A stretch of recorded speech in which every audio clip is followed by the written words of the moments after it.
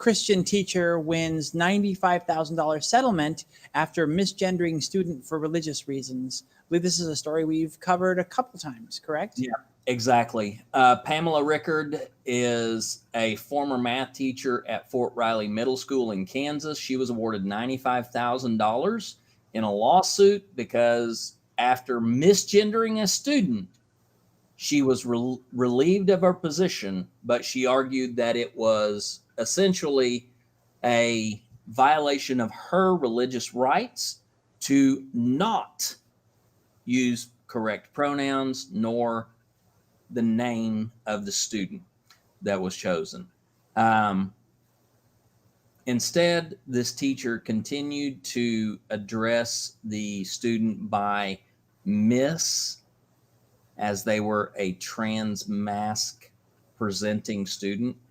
She continued to use Miss as well as the last name. She would not use anything other than the legal name in addressing them. So she felt like it was her religious right to do this because she believes that names are a religious right, I guess.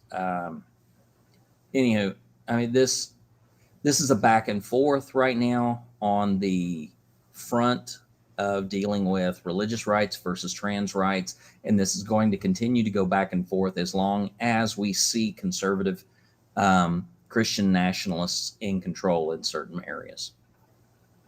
Well, and the sad thing is, for this one, this isn't a teacher at a Christian or religious organization, a religious school. This is a public school. Yes, this is Fort Riley Middle School in Kansas, Fort Riley, Kansas. And the people of Kansas, the politicians in Kansas, the judicial system at least, believe that it's fair for someone to discriminate against somebody because of whatever random belief they decide that they claim. Well, but also keep in mind that the legislature in Kansas has an out trans individual elected to office. So now it truly is Kansas is a very interesting state right now to watch trans rights versus religious rights carry out.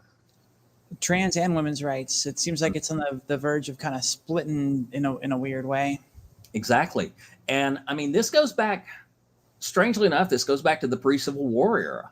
Because when you talk about the slavery issue, Kansas was a divided state on the slavery issue. And it got very bloody in Kansas in trying to decide which way Kansas was going to go if it was admitted to the Union, whether it was going to be a slave state or a free state. So now we're looking at Kansas being an abortion state, but also being an anti-trans state while having an out transgender person as an elected official in the state legislature. So Kansas is a really interesting case right now.